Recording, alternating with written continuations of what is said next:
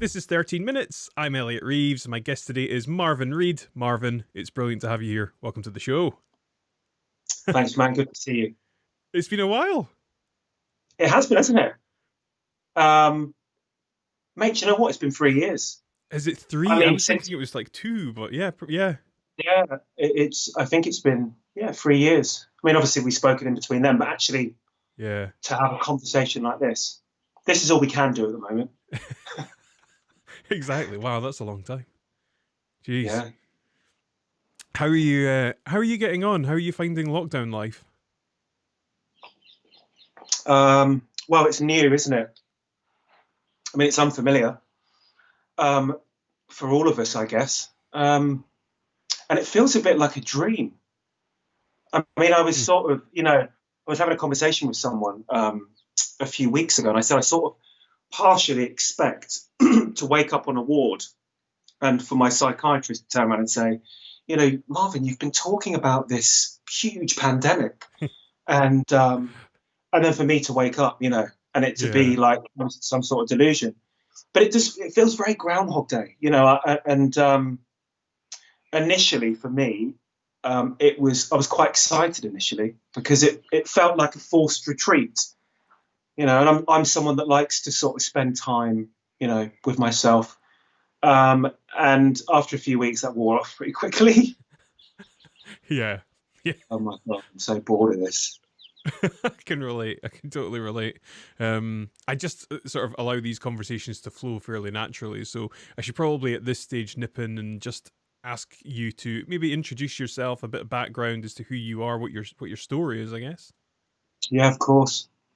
Yeah, yeah. So my name is Marvin Reid, and interestingly, it's when we meet people for the first time, it's interesting, isn't it, that when we share, we talk about what we do for a living, our age, stuff like this, Hmm. and that's what we do automatically. But I think there's a lot more to human beings than that, you know.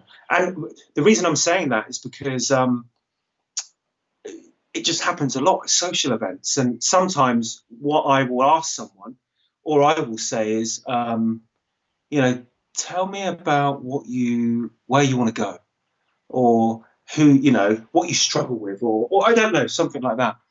As much as this is important, I will introduce myself, but it's been spinning around my mind for a while. Hmm. Um, so yeah, 44 years old. You don't look it. Um, Thank you, thank you. Good genes, obviously, I think. Yeah. And for a living, what I do is I'm an occupational therapist. So I work in the community as an occupational therapist. I've been doing that for about 12 years now, clinically. And I'm also a yoga teacher. So I teach yoga mainly to jiu-jitsu students. And I also teach at a local physio practice. So it's quite sort of connected to what I do as an occupational therapist. So yoga and meditation. And then another branch of what I do is occasionally I do resilience work.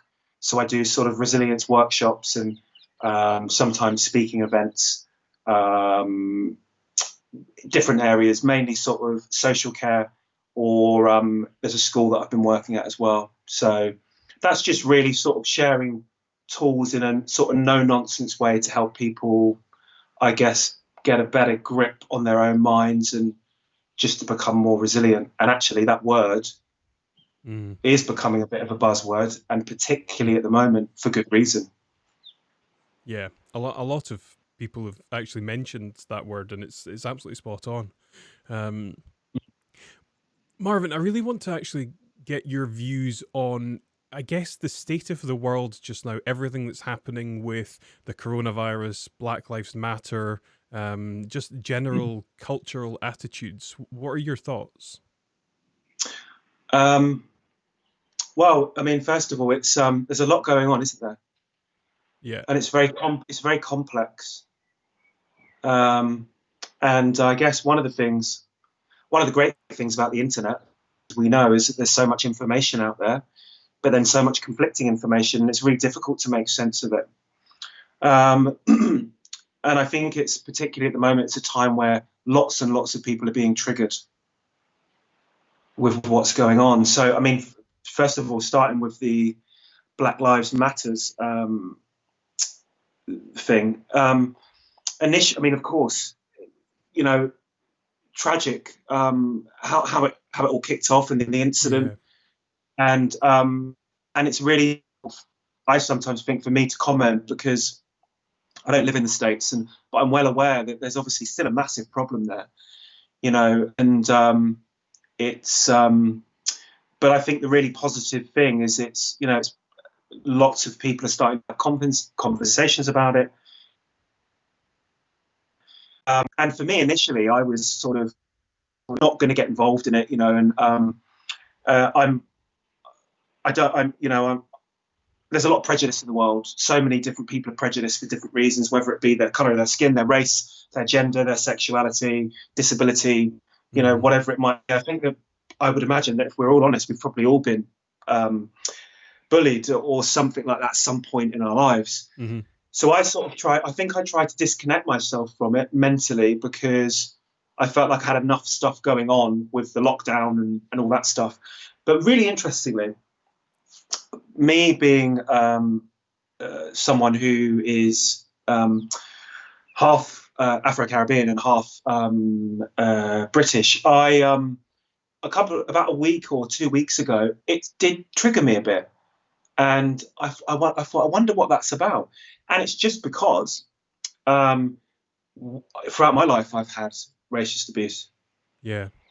And I had a lot of rage boiling up. Mm-hmm. And I think I would imagine, and I'm trying not to assume here, and trying to express what an individual's particular experience might be, but I would imagine for a lot of people who have experienced racist abuse, it's incredibly triggering. Mm-hmm. Yeah. So, but hopefully these things bring us together. That's kind of where I'm going with this line of questioning, is really like, how do you see the world changing on the back of what's happening just now, and I guess how would you like to see things change? Well, I think coming back to the the COVID-19 pandemic, Yeah. I think that what it's meant is people they've been forced to take retreat, and for many people they don't take retreat because, and that's fine. It's always up to the individual. And by retreat, I don't mean going away into the mountains, growing long hair. By the way, I couldn't do that. Those days are gone. For me, it'd be growing a big beard, robes, and all that jazz. But it doesn't have to be about that. It's just sort of carving out quiet time for yourself and getting to know your internal landscape rather than the external.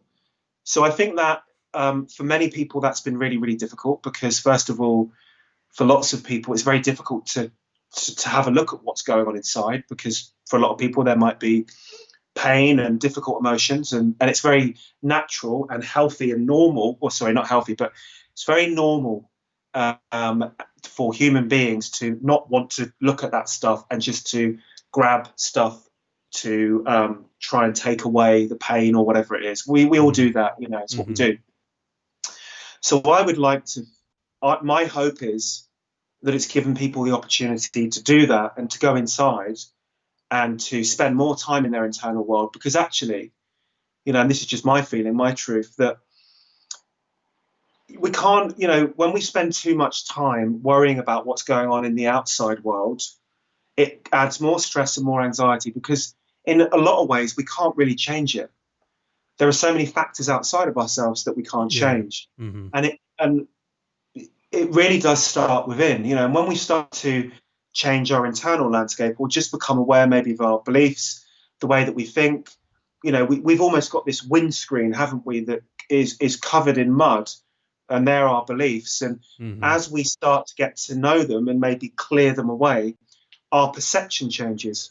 So the way that you and I see the world, although that we have lots of there'd be lots of similarities, there'd be lots of differences as well, and it's the same for all of us.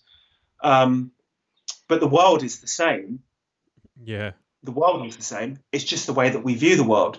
So when we can change the way we view the world changes. Does that make sense? That makes perfect sense, and I love that quote.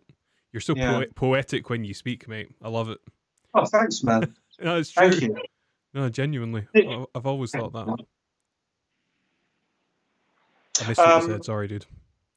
no, so I was just going to say, I think that because there's been so much going on in the external world and it's so crazy, and we've got the media hammering us, and then we've got social media platforms, and lots of people are triggered and they're writing loads of stuff and people are arguing, and I don't know from first-hand experience that that's been happening because I've distanced myself from social media. Yeah. But from what I understand, that has been happening, and it just adds to the clutter and the shit in people's minds and in their hearts. And so I would like to.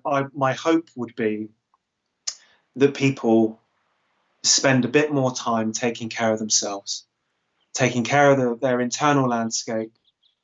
And one of the biggest things, Elliot, with that, in my view, is self, and self compassion. I think Yeah. that we're missing it. We're missing it because the most abusive relationship or that we ever have is the relationship we have with ourselves. Mm-hmm. Can be, for most of us, the way that we speak to ourselves. Mm-hmm. And when you really start to become aware of that, it's alarming. And for walking, talking primates, we're not doing too badly, are we? That's Really? very true. Yeah, yeah, I know. Oh, Marvin, just my final question for you, because the yes. time runs away really quickly. What advice or insight would you give to anyone that was struggling just now?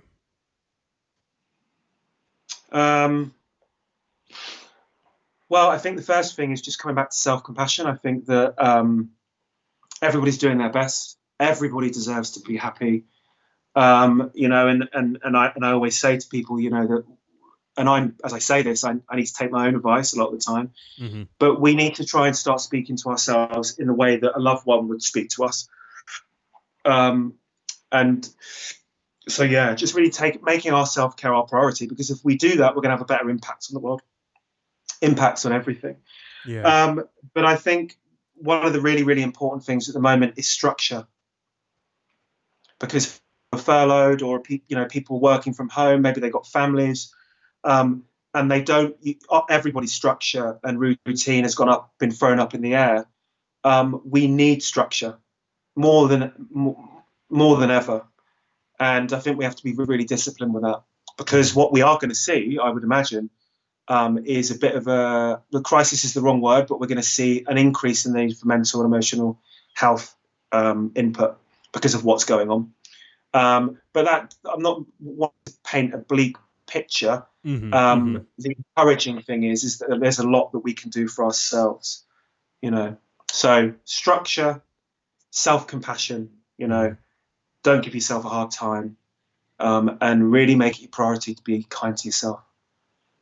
Awesome. Marvin, where can people find you? Where can people find me? Well, if you want to find me online, you can find me at sorry, 1 minute. Just a motorbike whizzing past.